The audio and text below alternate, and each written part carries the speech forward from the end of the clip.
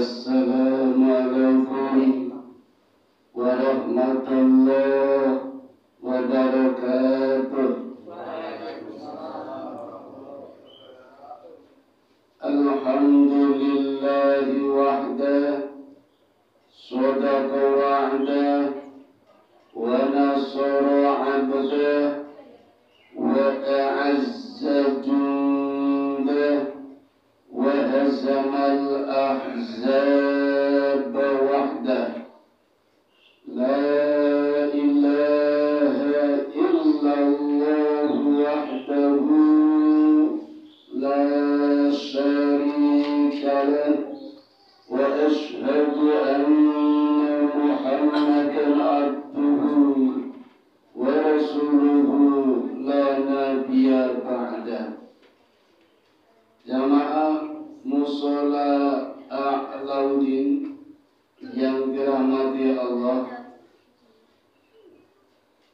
pada suatu malam ketika di hadapan para sahabat Rasulullah sallallahu alaihi wasallam terlihat senyum-senyum sendiri, hingga sebagian sahabat bertanya, "Ya Rasulullah, gerangan apa yang membuat baginda senyum-senyum sendiri?" "Kalian tidak tahu?" "Tidak ya Rasul, aku baru saja diperlihatkan oleh Allah di padang mahsyar ada seorang nabi yang masuk surga tanpa membawa umat. Nabi Adam masuk surga, umatnya 40 orang. Nabi Nuh 80 orang. Nabi Musa 120.000 orang. Dan Nabi Muhammad spektakuler, kurang lebih 120 miliar. Hingga Nabi Musa menangis karena iri umatnya kalah jauh dengan umatnya Nabi Muhammad sallallahu alaihi wasallam, termasuk jamaah Mushola A'laudin. Amin ya rabbal alamin. Nah, ini Bapak Ibu, ada satu nabi yang masuk surga tidak membawa umat. Di satu sisi aku senang, kata Nabi, semua nabi masuk surga. Tapi di sisi lain ini lucu, Nabi masuk surga sendirian dan masuknya Bapak Ibu membawa pedang kayak pimpinan kelitih. Jadi Nabi senyum-senyum sendiri. Rasul bertanya kepada para sahabat, "Apa ingin tahu kisahnya?" "Ya Rasul." Lalu Nabi mulai menceritakan kisah Nabi ini yang bernama Sam'un al-Ghazi. Sinten Bapak Ibu? Dulu pernah difilmkan oleh orang-orang barat, judulnya Samson Delilah. Delilah itu istrinya orang Romawi, agamanya Kristen. Delilah artinya demi berhala. Karena dulu di zaman kekaisaran Romawi masih menyembah berhala. Dan yang diunggulkan ketika itu adalah kekayaan, harta benda, uang. Segalanya dapat dibeli dengan uang. Dulu, sana ini kasih bukan? Kasih. Nah Bapak Ibu, Nabi Sam'un al-Ghazi ini adalah Nabi dari kalangan Bani Israel yang ditugaskan oleh Allah untuk berdakwah di negeri Romawi. Tidak ada umat yang bisa diajak, maka berjuang dan berdakwah sendiri, termasuk ketika perang juga sendirian, melawan ratusan bahkan ribuan tentara orang-orang Romawi. Oleh karena itu Allah memberikan kepadanya 2 mukjizat. Yang pertama berupa pedang, yang dibuat dari rahang unta. Namanya pedang liha jamal. Pedang ini memiliki 3 kekuatan. Yang pertama, dapat digunakan untuk mengiris benda apa saja, termasuk besi. Jadi kekuatannya seperti Nabi Daud, bisa mengiris apa saja, jangankan gula, tengkleng gampang. Dan layaknya sebuah sendok bisa langsung dipakai untuk makan. Yang kedua, dapat mengeluarkan air. Maka Nabi Sam'un tidak pernah kehausan, harus langsung dengan pedangnya bisa minum karena mengeluarkan air. Sandi kita sih boten pedangnya, boten tak tumbas dulu. Online apa COD ini. Dan yang ketiga, pedang ini ketika dipakai untuk berperang, sekali tebas 1000 tentara Romawi tewas. Beda dengan pedang-pedang lain, 1 tebas, 1 mati, 1 tusuk, 1 meninggal, 1 tebas, 1 binasa. Butuh 1000 kali tebas untuk membunuh 1000 tentara. Pedang ini Bapak Ibu sekali tusuk di belakangnya 1000 langsung tewas. Luar biasa ini. Maka tentara-tentara Romawi kewalahan. Raja juga bingung bagaimana cara menangkap Sam'un yang sendirian, tapi mampu mengalahkan banyak tentara. Dibuka sayembara, barang siapa bisa menangkap hidup atau mati, hadiahnya rumah, kendaraan, gaji pokok di atas UMR, tambah sertifikasi, TPP, TPG, kalau perlu 2 juta tambahan tiap bulan, kalau zaman sekarang. Tapi nggak ada yang berhasil. Akhirnya cari cara, ketemu. Caranya apa Bapak Ibu? Memanfaatkan istrinya yang masih beda agama, belum mengikuti agama Sam'un. Istrinya ditawari berlian, intan, permata, perak, dan lebih dari itu. Rupanya tergiur dan siap bekerja sama dengan kaisar. Maka direncanakanlah sebuah makar, malam itu langsung beroperasi. Malam itu Sam'un terjaga dari tidurnya, karena memang orangnya rajin sholat Pak. Sholat malam, sholat tahajud, sholat witir, sholat tarawih kalau kita. Maka istrinya jenuh malah tertidur, nunggu suaminya nggak tidur. Malam pertama gagal. Malam kedua tidak putus asa, dicoba lagi. Dan ketika Sam'un tertidur, diikat kedua tangannya dengan tali dan tambang yang sangat kuat. Sam'un terbangun dan tanya, "Wahai istriku, apa yang engkau lakukan?" Kata istrinya, "Hanya sekedar ingin tahu seberapa kekuatan suamiku." Jadi jelamur konangan loh. Maka Sam'un hanya dengan satu teriakan saja, tali yang kuat, tambal yang kokoh, putus seketika. Malam kedua gagal. Malam ketiga dicoba lagi. Kali ini yang diikat adalah kakinya dengan menggunakan rantai besi yang besar. Konangan lagi Bapak Ibu, Sam'un terbangun.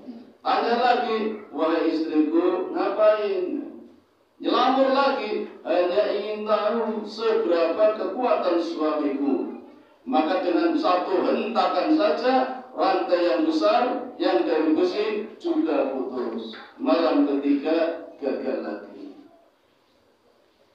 Tibalah malam yang keempat, istrinya tidak langsung operasi, tapi pura-pura basa-basi. Cari-cari kelemahan, "Ya suamiku, betapa hebat kekuatanmu. Aku khawatir kalau ada orang yang tahu kelemahannya, nanti memanfaatkannya. Bolehkah aku tahu kelemahannya, agar aku bisa merahasiakannya dan menjagamu?" Gak sadar cerita Bapak Ibu kalau kelemahannya terletak pada mukjizat yang kedua. Apa Bapak Ibu? Rambutnya Nabi Sam'un, Rasulullah menggambarkan panjang dan kuat. Ketika Sam'un berdiri, rambutnya sampai lengser ke tanah dan memiliki kekuatan yang luar biasa. Itu kekuatannya sekaligus kelemahannya. Maka ketika Sam'un tertidur, diikat tangan dan kakinya sekaligus dengan lehernya menggunakan rambutnya yang kuat. Praktis ketika Sam'un bangun tidak bisa dilepas, tidak bisa dengan teriakan, tidak bisa dengan hentakan, karena kuat sekali rambutnya. Semakin kuat gerakannya, semakin kuat lilitannya. Maka Sam'un terbelenggu, tidak bisa bergerak. Dan dalam kondisi seperti ini, istrinya lapor ke kerajaan. Sam'un diciduk, diarak sepanjang jalan, dilempari telur busuk, dilempari batu, kotoran. Orang-orang yang berdiri di pinggir jalan sembari memegang terompah, ada yang sepatu, ada yang sandal, ada yang kayu, memukuli badannya, memukuli wajahnya sambil mencela, mencemoohkan, oh ini tosamu, gini rasa popol, dalam bahasa kita. Sampai di depan istana kerajaan, Sam'un dipelenteng. Nah, tentu lagi tidak mungkin. Apa itu? Pelentang ya? Oh, yang belum pelentang. Dipelentang. Pelentang itu apa betul? Dan terjadilah mutilasi. Matanya dicukil, telinganya diiris, hidungnya disobek, tangannya dipotong-potong, kakinya dilumpuhkan. Jadi kasus mutilasi Bapak Ibu tidak cuma di zaman sekarang. Dulu sudah mulai, malah pelakunya penguasa, pimpinan-pimpinan yang dolim. Kalau sekarang kan mungkin temannya sendiri, bahkan pacarnya sendiri, istrinya sendiri. Yang terbaru orang Bantul mata ini pacar, baru pacar udah dibunuh, terus jadi istri. Motornya dipakai, 3 bulan baru konangan, udah jadi tengkorak, bawa pulang ke kamarnya, ya konangan. Kita stres nih, baru pacarnya. Hati-hati ibu yang punya anak putri, jangan sembarangan laki-laki diterima. Dengan putih ini.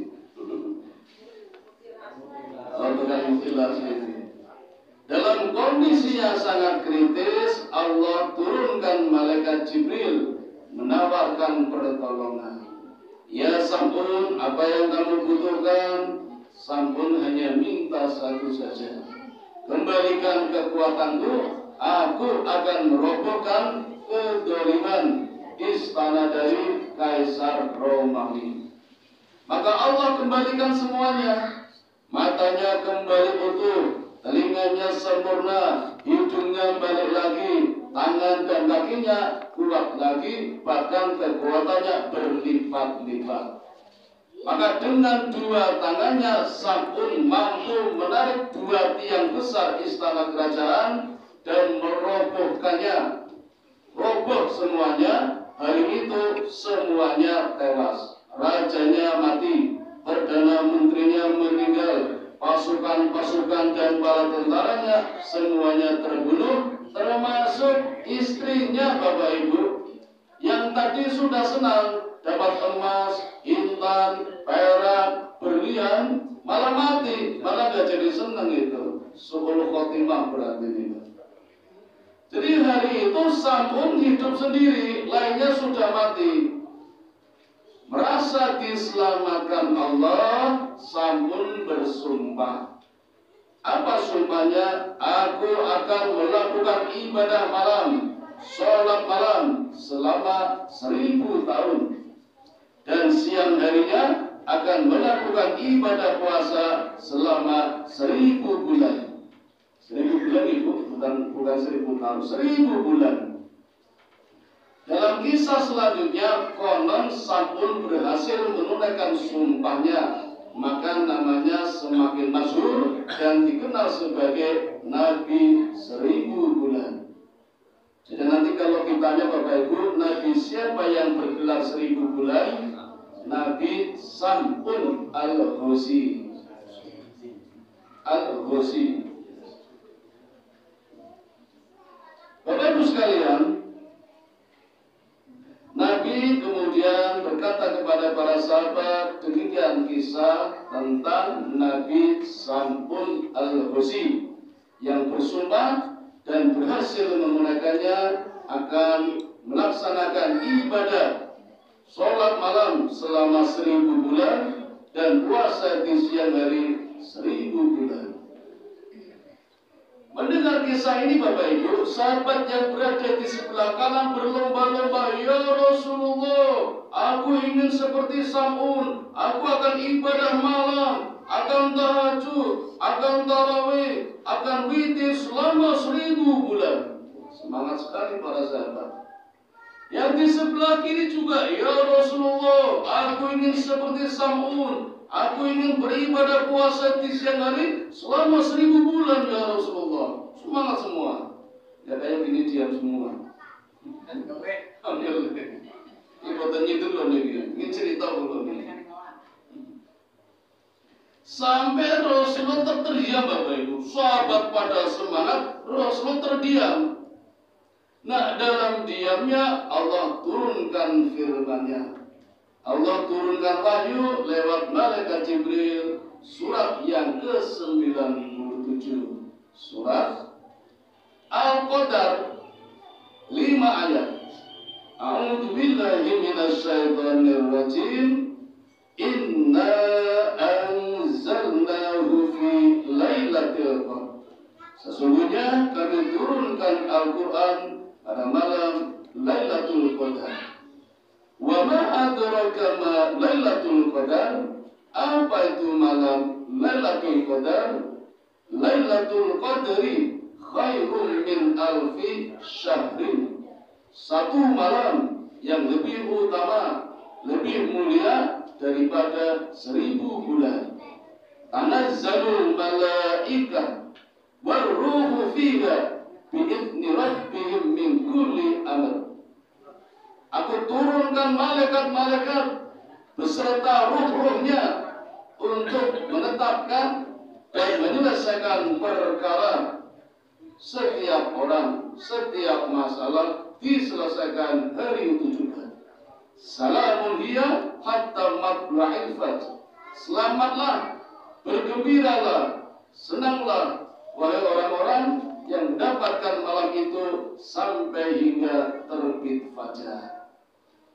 Nah, setelah ayat-ayat ini turun Bapak Ibu, Rasulullah mengatakan kepada para sahabat, "Tidak usahlah ibadah malam seperti Nabi Sam'un selama 1000 bulan. Tidak usahlah berpuasa seperti Nabi Sam'un selama 1000 bulan. Yang 1 bulan saja kelabakan. Nunggu berharap kapan bodohnya. Apalagi 1000 bulan. Tapi kualitas puasa kita Bapak Ibu, kata Nabi, mendapatkan 1 malam saja, malam Lailatul Qadar, itu lebih utama, lebih mulia daripada 1000 bulan. Bapak Ibu, ini penting sekali. Kita perlu mendapatkan Lailatul Qadar.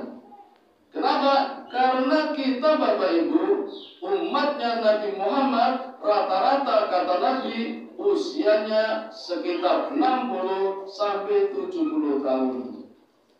Jangan pintar Pak. Kunjung itu, balik.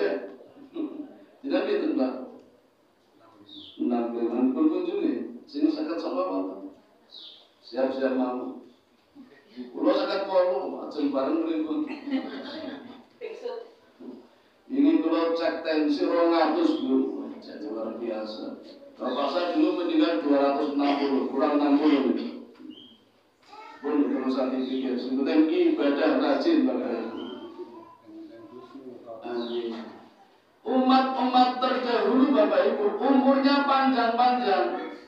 Nabi Nabi Adam 1000 tahun, Nabi Nuh 950 tahun, Nabi Sulaiman 250 tahun, Ibrahim 180 tahun, Ismail, Ishak 130 tahun, Zakaria 100 tahun, Syuaib 95 tahun, panjang-panjang.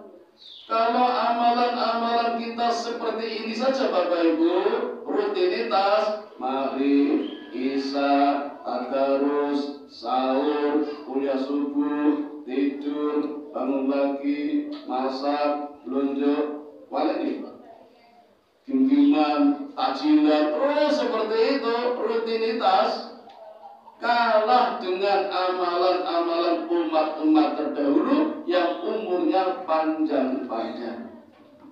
Maka ini peluang barokah Bapak Ibu, peluang efisiensi, peluang efektivitas di waktu yang singkat mendapatkan yang banyak.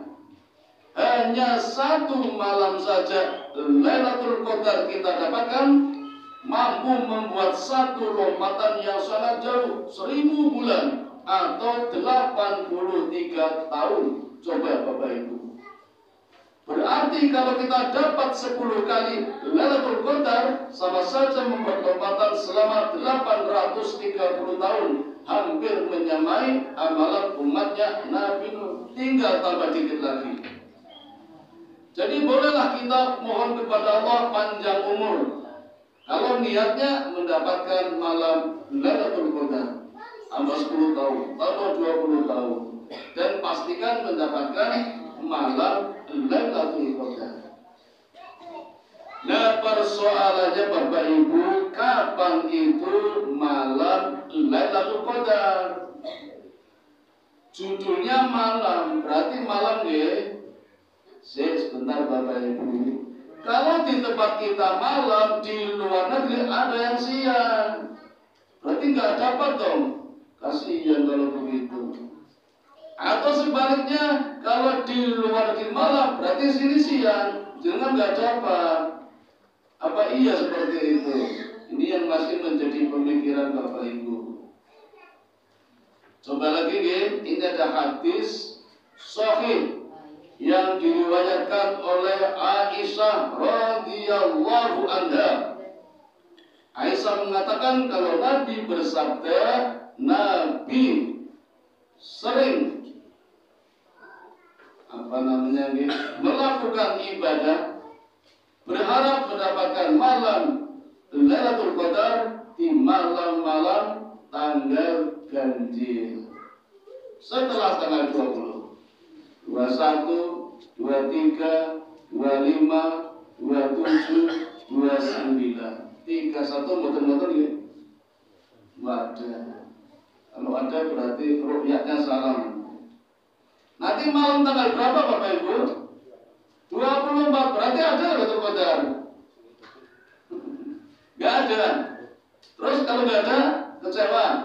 Ibadahnya loyo. Wah, ini bahayanya Bapak Ibu. Hati-hati ya mensikapi hadis ini, jangan sampai terjebak pada paham inkonsistensi. Ngertinya tanggal ganjil Qadar wajib ibadah, besok pas genap ngapain nggak ada yang malam Qadar. Ini bahaya Bapak Ibu, namanya inkonsistensi. Bahasa kita tidak istiqomah, ibadahnya fluktuatif naik turun. Padahal yang dinilai Allah Bapak Ibu istiqomah. Karena istiqomah itu khairum min alfi karomah. Yang punya karomah wali Pak. Kita punya 9 wali, mereka punya karomah. Kita bukan wali, nggak punya karomah. Wali loh Pak, wali murid kalau punya guru, wali kelas kalau punya siswa, wali mana itu undangan tahlil yasin. Berarti bukan wali, nggak dapat karomah. Tapi dengan istiqomah kita bisa mendapatkan 1000 karomah. Istiqomah khairum min alfi karomah. Tapi ibadahnya nggak boleh naik turun, harus naik terus. Ajib saja tidak boleh Bapak Ibu. Ajib itu berarti monoton, harus progres. Seperti yang sering dikatakan, kalau hari ini sama dengan kemarin, rugi. Apalagi lebih buruk dari kemarin, celaka. Harus lebih baik sekarang daripada kemarin, dan besok harus lebih baik daripada sekarang. Itu namanya progres. Maka hadis yang tadi Bapak Ibu, hati-hati mensikapinya. Jangan sampai terjebak kemudian jadi loyo. Baik Bapak Ibu, saya tunjukkan hadis yang lebih kuat, sama-sama sahih tapi lebih kuat, yang diriwayatkan oleh imam nomor 1 dan nomor 2. Nomor 1 Bukhari, nomor 2 Muslim. Yang berdua bergelar Al-Lu'lu' wal Marjan, intan berlian. Bukhari gelarnya intan, Muslim gelarnya marjan. Al-Lu'lu' artinya intan, marjan berlian, bukan sirup. Kira sirup. Itu gelar Bukhari dan Muslim. Monggo yang mau punya putra yang sedang hamil, pengen putri, beri nama Al-Lu'lu', artinya intan. Saya punya murid namanya Lulu, tapi ibunya manggil Lulu. Aduh, Lulu artinya lumpur. Enggak aneh Lulu. Oh, artinya bagus, intan, malah manggil Lulu. Lulu artinya lumpur. Yang bagus pun panggilnya namanya sudah bagus loh. Itu imam nomor 1, 2. Aisyah nomor 4 Pak. Yang nomor 3 Anas bin Malik. Ini hadisnya sahih, yang mengatakan Nabi bersabda bahwa Nabi di 10 hari terakhir tidak pandang ganjil apa genap, ibadahnya semakin rajin. Karena menghitungnya dibalik, tidak seperti kita mulai 21 sampai 30, Nabi menghitungnya 30 sampai 20. Sisa-sisa harinya ngitungnya. Sisanya tinggal berapa ya, sisanya tinggal berapa ya. Maka semakin rajin, karena semakin dekat berpisah dengan bulan yang mulia, jadi semakin rajin. Nah, inilah yang sangat berpeluang mendapatkan malam Lailatul Qadar, tidak lihat ganjil dan genapnya. Ini juga dikuatkan oleh hadis sahih yang diriwayatkan oleh Muslim juga Bapak Ibu. Nah, ini motivasi buat kita. Nah, tanda-tandanya seperti apa orang yang mendapatkan malam Lailatul Qadar? Banyak hadis yang menjelaskan, walaupun hadisnya lemah, dhaif, maudhu, tapi ada juga yang menjadi hasan. Apa tanda-tanda fisiknya? Di antaranya suasananya cerah, tidak ada angin, tidak ada hujan, panas tidak panas sekali, dingin tidak dingin sekali, jadi sejuk. Dan ini disepakati oleh ilmuwan bumi dan antariksa, karena dalam 1 tahun ada 1 hari, ada 1 malam yang bintang-bintang dan planet-planet tidak bergerak karena tidak ada angin. Mereka meyakini, para ilmuwan, itulah yang namanya Lailatul Qadar. Secara fisik Bapak Ibu. Dan esok harinya setelah fajar juga tidak begitu panas, tidak begitu dingin. Matahari dapat dilihat, tidak silau. Itu tanda fisik tentang Lailatul Qadar. Yang kedua, tanda-tanda batin. Ini yang tiap orang beda Bapak Ibu. Tidak bisa melihat orang yang lain. Balung dapat apa enggak ya? Saya nggak bisa lihat, yang bisa merasakan balung. Pak Dini dapat enggak ya? Saya nggak bisa lihat, yang bisa lihat Pak Dini sendiri. Perasaan hatinya, suasana hatinya senang, riang, gembira, ringan, tanpa beban, seperti pengantin baru. Ada yang belum merasakan? Oh, dia semua. Segera saja biar bisa merasakan malam Lailatul Qadar. Yang bukan baru disakit toh. Mosok sing anyar-anyar. Yang kedua, seperti bebas dari utang Bapak Ibu. Lunas utangnya, tidak ditagih, debt collector. Itu perasaannya senang. Orang wedi terus. Kalau pocong orang wedi, kalau kuntilanak orang wedi, kalau tuyul orang wedi, kalau desa wedi. Dan yang ketiga Bapak Ibu, orang yang mendapatkan Lailatul Qadar bisa dirasakan, ini yang paling besar nih, setelah Idul Fitri. Ketika sukses amalan puasanya, berhak mendapatkan Idul Fitri. Id artinya kembali, Fitri artinya kesucian. Kembali kepada kesucian seperti bayi yang baru lahir, tanpa dosa, tanpa noda. Jadi orang yang benar-benar Idul Fitri adalah orang yang sukses puasanya. Yang puasanya tidak sukses tidak akan mendapatkan Idul Fitri, walaupun ikut lebaran, walaupun ikut halal bihalal, tapi tidak bisa sawalan, tidak bisa mendapatkan Idul Fitri. Kembali 2 menit pun tutup mawon nggih kangge merenung. Kali ngapunten Bapak Ibu, pas hari apa saya pamit tidak bisa izin, tidak bisa mengisi. Dan hari ini rupanya hari terakhir tugas saya. Barangkali besok ketika Idul Fitri tidak bertemu Bapak Ibu, izinkan saya di sore hari ini mengucapkan taqabbalallahu minna wa minkum wa taqabbal ya karim. Mudah-mudahan Allah menerima segala amalan bulan Ramadan kita dan bisa bertemu kembali di bulan Ramadan tahun depan. Mohon maaf lahir batin, dunia akhirat pun suci bersih, tidak punya dosa. Ini yang dapat kami sampaikan. Mohon maaf kalau serangkaian ceramah saya ada yang kurang berkenan. Terima kasih atas perhatiannya. Tahu kupat tutuwe santen, mbok pilih wonten lepat, kula nyuwun pangapunten. Makatan Bapak Ibu, mari kita tutup dengan doa kifaratul majlis. Subhanakallahumma wa bihamdika asyhadu an la ilaha illa anta astaghfiruka wa atubu ilaik. Assalamualaikum warahmatullahi wabarakatuh.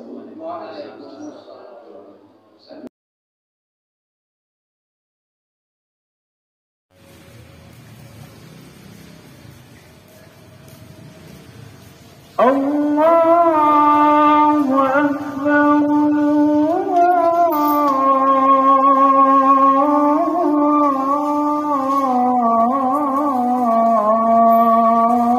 Allahu Akbar. Asyhadu an la ilaha illallah. Asyhadu anna